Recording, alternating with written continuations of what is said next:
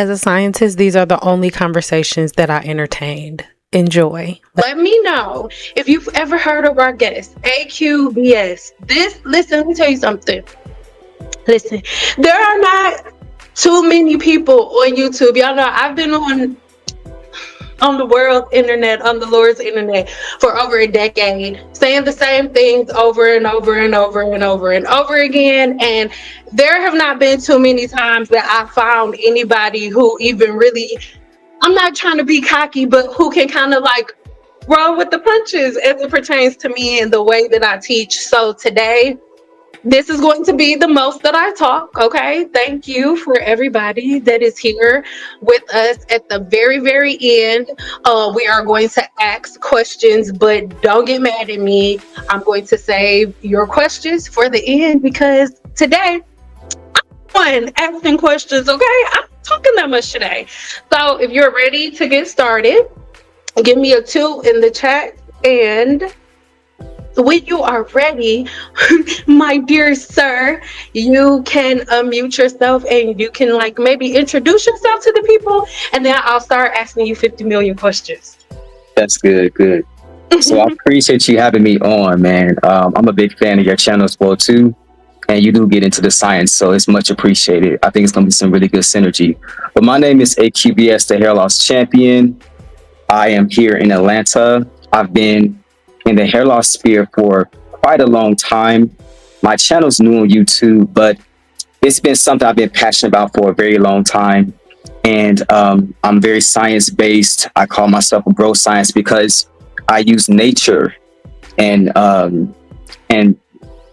humanity's first lab, which is, you know, plants and vegetables and herbs and spices, in order to try to bring myself to what I call hair loss undetectable, which is bringing a person from totally bald all the way back to just having a normal hairstyle. So I mostly focus on men's hair loss, but a lot of the things that men go through is just, I would say, it's what other people go to as well, like women, but it's way more severe. So a lot of times when we see, you know, a man's balding, it's just kind of symbolic of what happens, you know, with women's hair loss as well too. So you know, like I said, I appreciate you invited me on, and we're gonna get a good show started.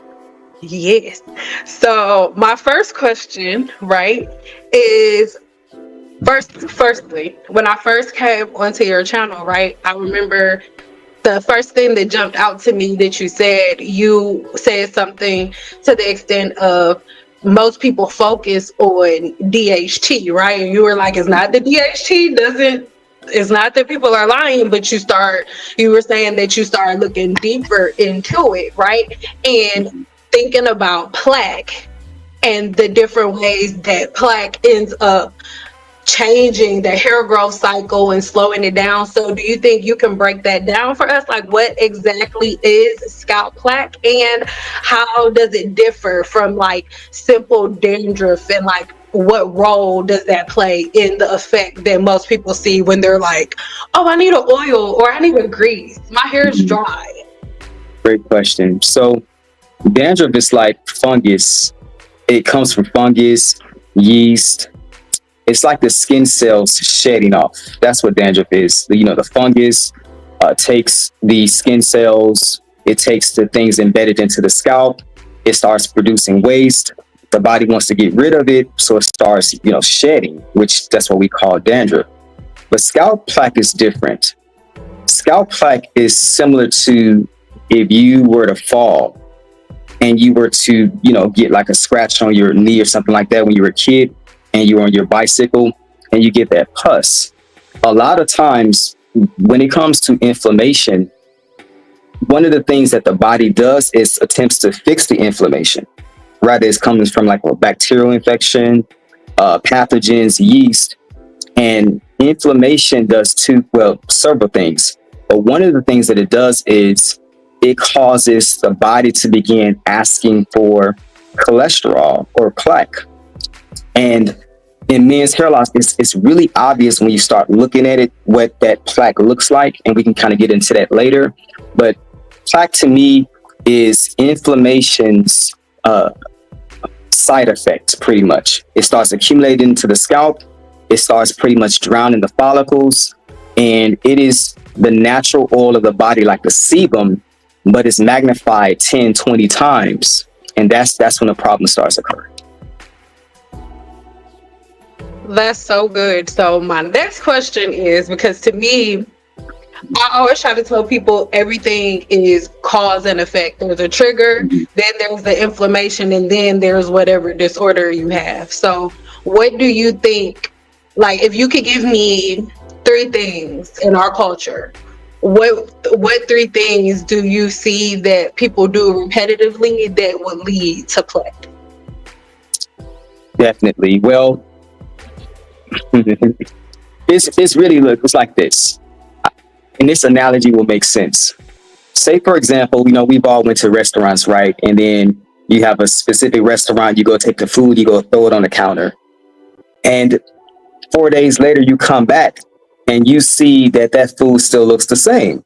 You're like, wait, because food is supposed to break down naturally. You get something natural from the earth, you sit on a table, it's going to break down. That's a good thing, right? But those preservatives is what keeps the food, I guess, in that type of composition, because they want to sit it on trucks. They want it to sit on shelves. Now, how does that relate to hair loss?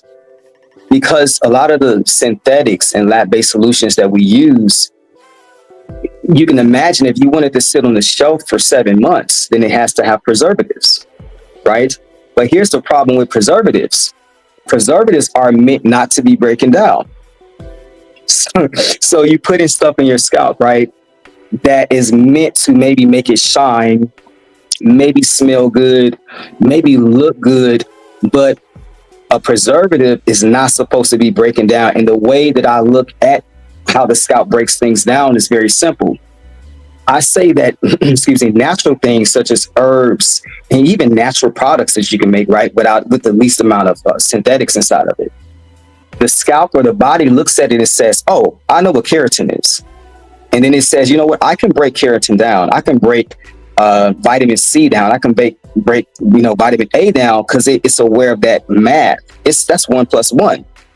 But then you turn around and you give your scalp something that belongs on a car engine, and it gets in there. What happens is it says, wait a minute, that's not 1 + 1.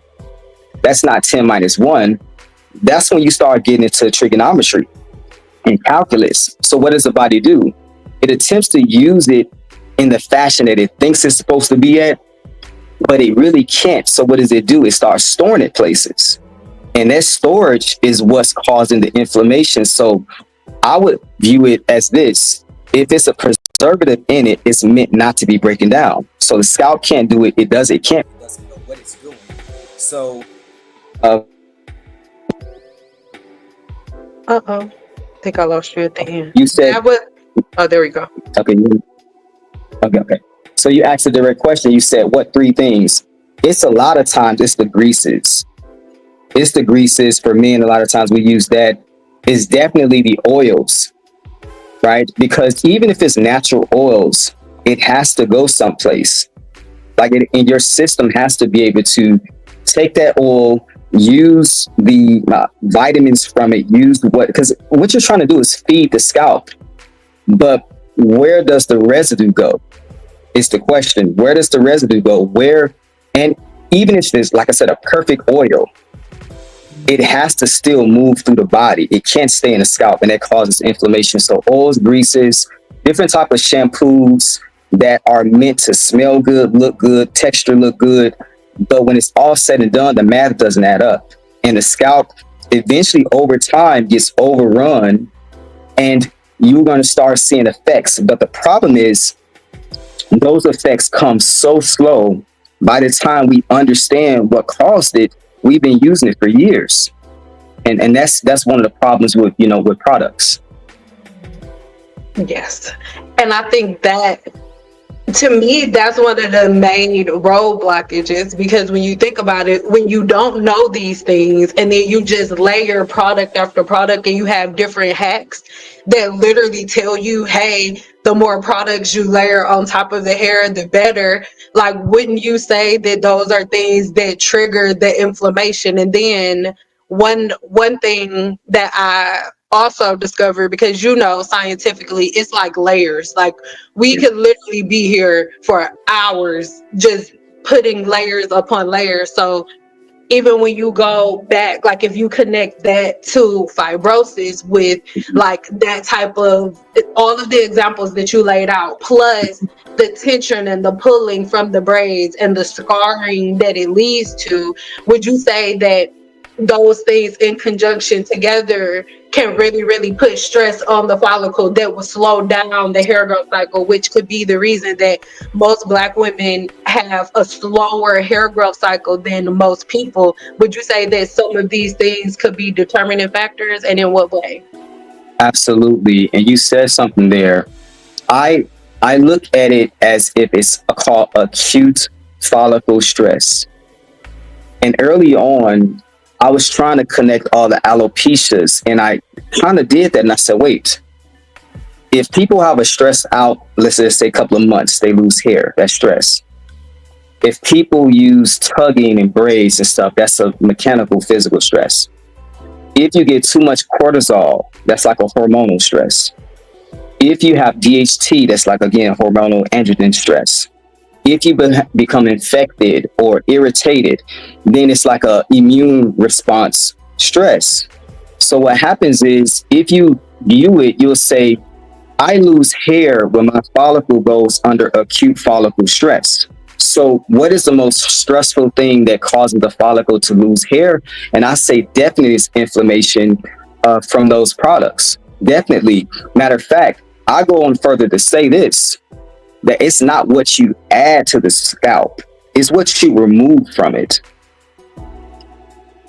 Because here's the thing, you're not growing hair from the scalp itself, it's coming through the body.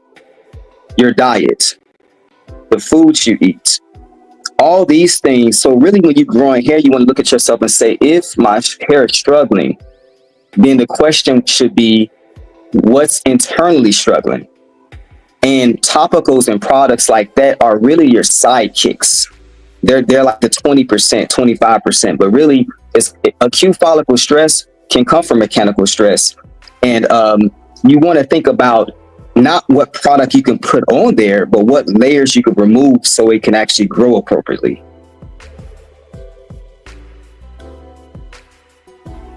Can I just say that before I ask you your next question, I feel like you should open up your own church, because I'm trying to contain myself over here, because the way, even if you like look at the comments, like the way that you're breaking it down, like they've heard it before, but it's just like so like straightforward. I appreciate it, because I think that hair care has been made over complicated, right?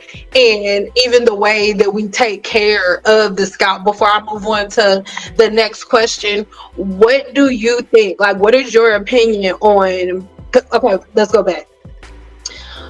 When we talked about inflammation, right, we talk about like our scalp's natural microflora, like the different types of yeast and bacteria, the parasite, Demodex, all of the things, right? So what do you think about basically maintenance, and how like our culturally, how we think that Black people don't have sebaceous glands, so we add oils and butters? And what is your opinion on, before we move on, what is your opinion on oils and butters and what they do to the scalp's microflora? Like if, because most people look at it as like, okay, they're feeding their scalp, right? They're feeding it, like the hair, our scalp is like dirt, right? And you gotta feed it and water it and stuff. So like, what is your take? Would you say that oils are going to feed the bacteria and the yeast, like furthering and triggering the inflammation, and in what ways? Like, I know you kind of touched on it, but do you think you could go into it a little bit deeper and just slightly give them the difference? Because there are topical treatments that work, right? Absolutely. But there's certain ways that you use it. I think that you have different topical treatments that you have in your practice. And it's the same thing with me with herbs and the way that I use some of my extracts and tinctures and things of that nature. So like, what do you think the end result, the negative result is of using herbs the wrong way on the scalp as it pertains, just simply because we could go super far with that, but I just mean as it pertains to it like increasing inflammation. Yeah, okay. So I would say this. The butters and the oils are going to be about the worst you could do. And but here's so I know what it looks like. Now, if you get some nice butter on your hair, and for our type of textures, it makes it shine, it makes it look big. It looks like that on the surface, right? But let me say it this way: there's a myth of hair being dead. And I think that's one of the things that I had to kind of retrain in myself, right? So let's look at it this way. If you had a steak on the table, right? That steak can make you healthy if you eat it, right? Or maybe it's vegetables if you're vegan. But you never would say that that cow is healthy because it's a steak now. That cow is not going to ever be healthy, right? It's just the minerals in the steak that's going to make you healthy, but you're consuming it. So my point is this. Follicle, if the hair was dead, then nothing we put on it should matter. How can you have healthy dead hair? So you see somebody with long, thick hair. I'm telling you, from the follicle to the tip, that thing is alive. It's alive. There's no such thing as dead hair. Nothing on your body is going to be dead hanging off your body. So I think a lot of times, so when we use these products, right, we say, well, I'm gonna look on the back of this butter and I see, 50 things inside of it, but it's just shining my hair. But actually your hair is eating everything that gets on top of it.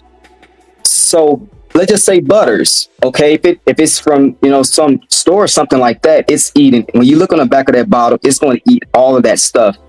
But here's the thing, it's going to look good at first, but the body can't accept it. Again, going back to math, it's going to be eventually starting to break down. It's going to get brittle. It's going to get thin. And then you're going to say, I need more of that. But actually, what's causing the thinning, what's causing the breaking, what's causing your hair to not look like you want it to look is actually the stuff that you're using. And I think, I'm not saying they're doing it on purpose. I'm just saying that what is their motive for that product? Is it monetary? I mean, the label looks fine. It smells good, but is it really going to take your hair to where you need it to be at? More than likely not. So if you look at hair as being dead, you will use anything on it. But if you look at it as an extension of your body, then things will start making more sense. Whew. Thank you for saying that. I think that, to me, that one little piece right there, I think that's one of the things that confuses women the most, and it gives them the excuse, right, to leave accountability behind, because it's like, my hair is dead, it doesn't matter. And I'm so glad you brought that down, because I always say, how can, if the hair shaft is dead and it doesn't matter, how can I control it and open it and close it based on the temperature of the water I put on it? That doesn't make sense, right? Like, something that's dead wouldn't respond to stimuli. Like, we have bonds in it that we could take out and put back in. So thank you for going into that, because that's something that people really need to understand. So my next thing is, what could you break down what's actually happening in the follicle when inflammation is present? Because I think a lot of people kind of get confused. Most women look at hair care on a surface level, right? They don't even really think about follicles. It's like, okay, what product do I put on? My scalp is itching. What do I do, right? And most women say, like, oh, if it's burning, if it's itching, what do I do? Where in reality, there could be so many different reasons that it could be burning or itching. So, like, what would you say is like the best type of thing that's happening, like the best way to describe what's actually happening in the follicle when you're experiencing inflammation? Good. So we can look at this two different ways, but the first thing I would say is, when you start getting itching, I call it the 3 I's. It's like irritation, infection, and inflammation. And with the 3 I's, a lot of times you're going to see symptoms of that. You're going to see the dandruff. Because if you see dandruff, then I would say I have a lot of dandruff. That means I have a lot of yeast that's using something that I'm using to cause my skin to want to keep on throwing off layers. It's protecting itself by creating the dandruff. So inflammation a lot of times doesn't show up on the surface. I mean, you'll get that little, a little bit of pain there, a little tenderness, but a lot of times what the follicle is trying to do is use its immune system in order to fight against it. So what would be a sign if there's something like similar, like maybe like acne or something like that? Because acne gives you a clue, but sometimes we're not getting acne like that. So what is your clue?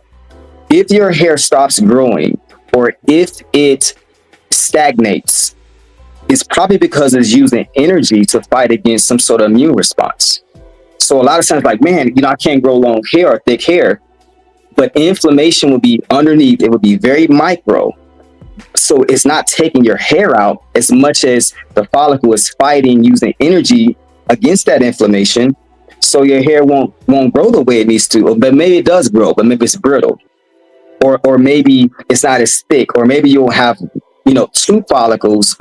one follicle with 3 hairs and it's supposed to be 4 or 5 a lot of times.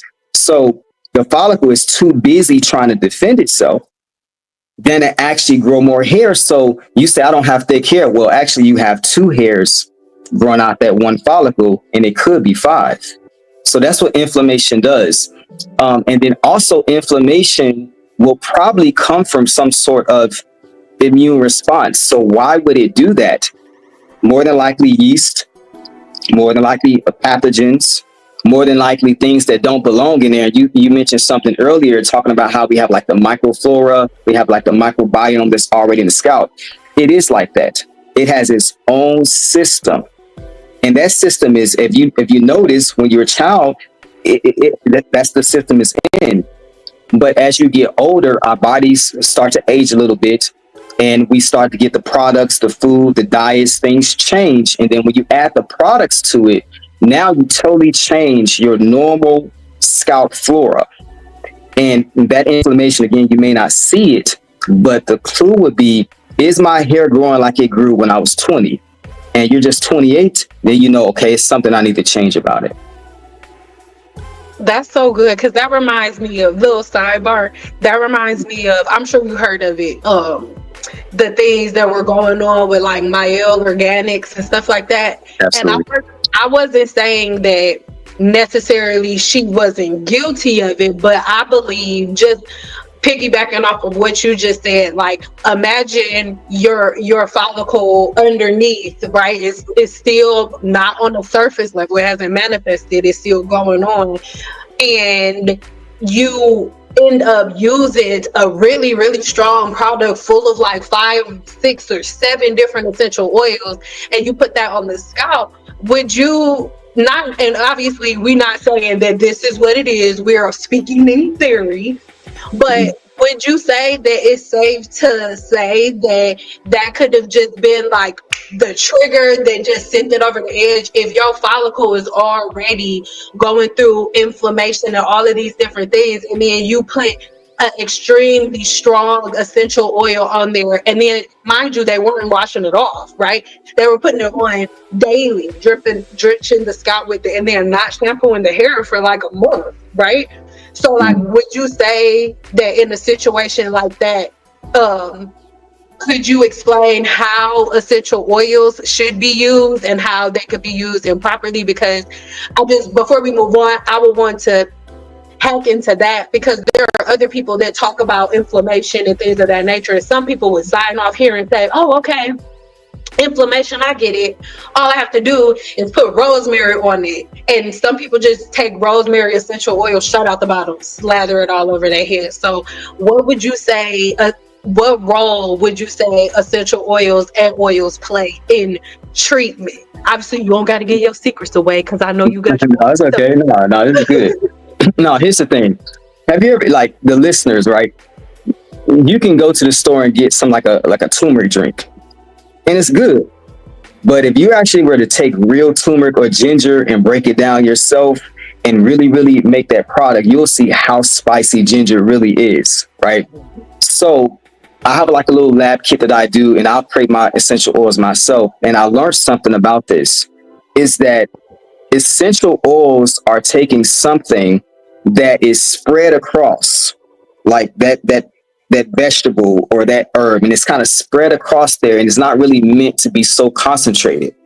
So putting like an essential oil on there, you're taking something that's extremely powerful. It's almost like medicine, the way you want to view it. Although it says rosemary, but that's the essence. That's the power of rosemary consolidated into something very small. Yes. And that can be like a time bomb. That's why they say things like rosemary, peppermint oil, you dilute it. Now, you got to do a carrier and dilute it, because it was never meant to be in that small of a space in your follicles like that, because it's too strong. And that's one of the things. So we throw, around the words like rosemary, but they could be just as bad as the pharmaceuticals, especially if you got 6, 7, 8 of them, and you keep using them every day.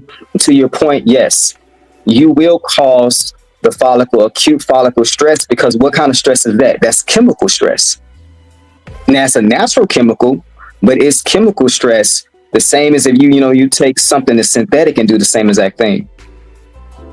Oh, thank you for that, because I think that's another thing that confuses people. They find out that essential oils are the cure, and I think that's one issue, sort of, kind of, that I have explaining. Like, it's not that oils are just this horrific thing, but they have their place. Just like if you're going to get your car fixed, you're not going to expect your mechanic to come out there with a bagel roller to fix your car, right? Like, you use certain tools for certain things.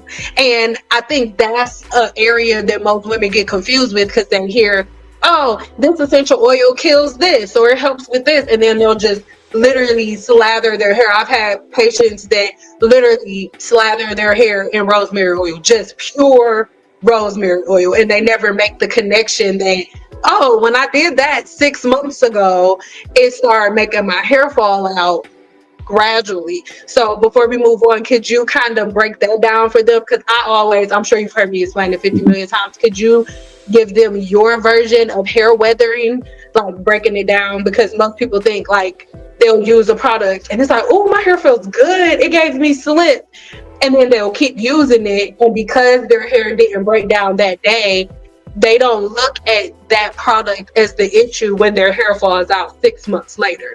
So could you explain, like, in your own words, like the timing, that time lapse with weathering?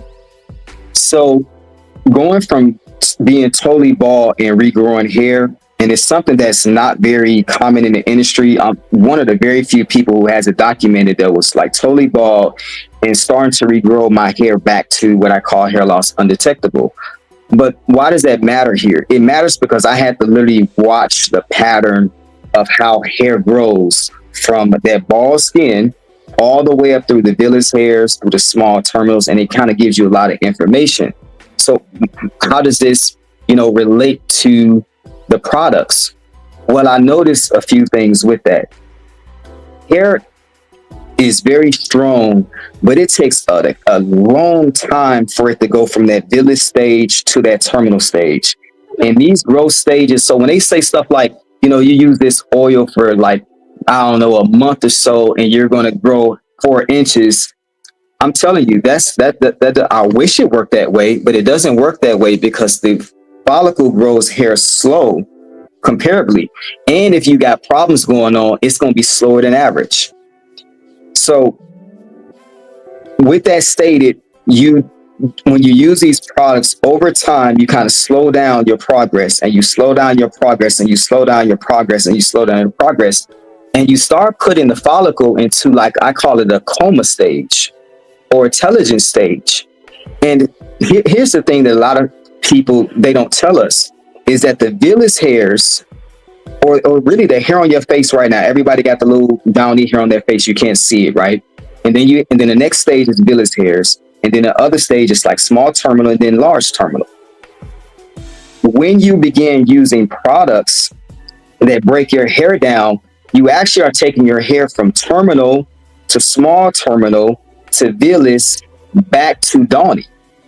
It's a regression. So a lot of times you would see our cousins, and then you kind of use like the braids and these really strong glues and stuff like that, and you guys baby hair kind of goes away, and you think that it should stay that way, but really what you did is you took your terminal hair back down to a small terminal hair back down to a villus, and now it's back to dawny, and you have to kind of take it back up.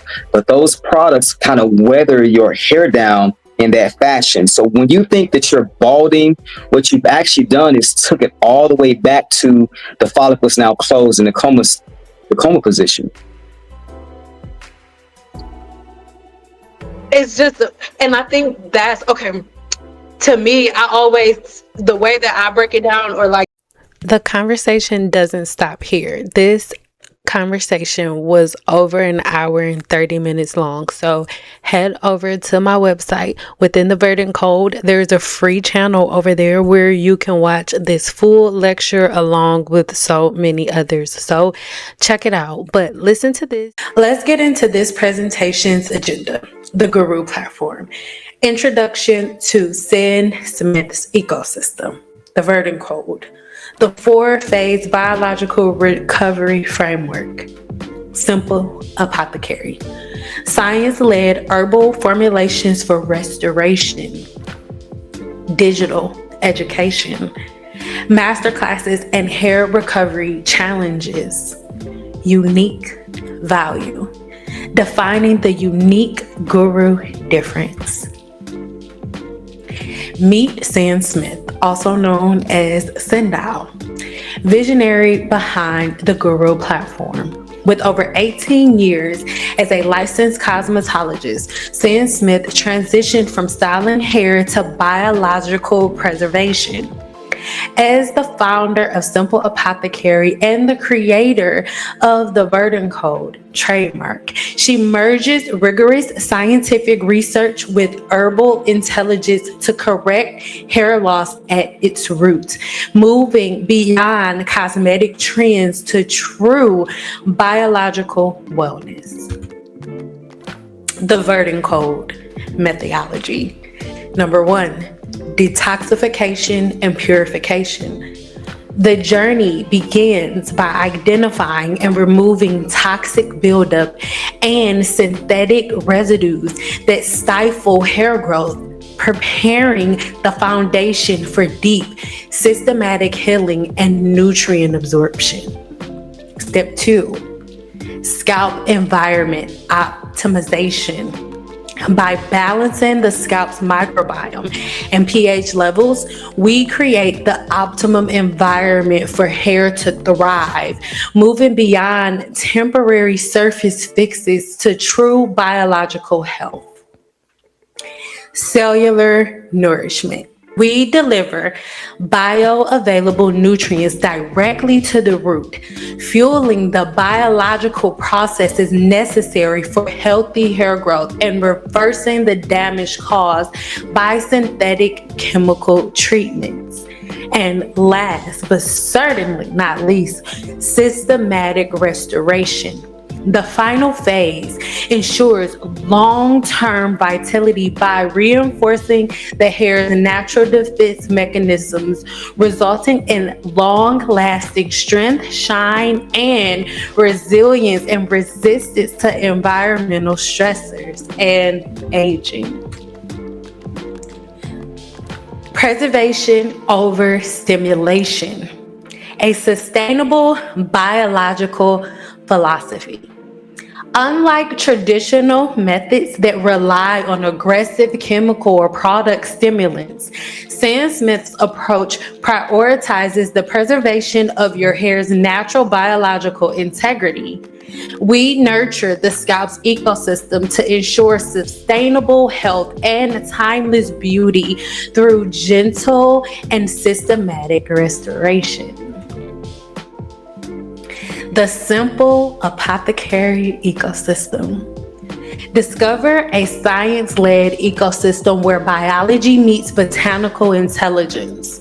From the root remedy system to the internal detox blends like roasted chicory root and dandelion root, our ecosystem corrects disrupted patterns to restore your natural growth environment. It's amazing. So, let's get into remote scalp analysis services, professional assessments from anywhere around the world. Experience personalized triological expertise through our digital consultation platform. By utilizing high-resolution imagery and remote diagnostic tools, we provide a comprehensive assessment of your scalp health and hair density, delivering a customized restoration roadmap without needing an in-person visit. Is one of the favorite parts of the apothecary. So, when we're talking about science-led biological signals, this is where it gets good because we have to put biology over beauty trends. CYNPLE focuses on hair follicles as biological ecosystems, correcting internal inflammation and nutrient deficiencies for sustainable growth. Mass market trends prioritize surface level aesthetics and temporary fixes, often masking underlying damage with heavy oils and synthetic silicones. This is the simple way. So make sure you join and start your journey today. Your next step will be joining one of my challenges. If you have more questions and you need more information, make sure you send all business inquiries to cnsmith@cnsmith.guru, and the official website is www.cnsmith.guru. Follow me across all social media platforms that I am Sendal, and I look forward to seeing you within the apothecary.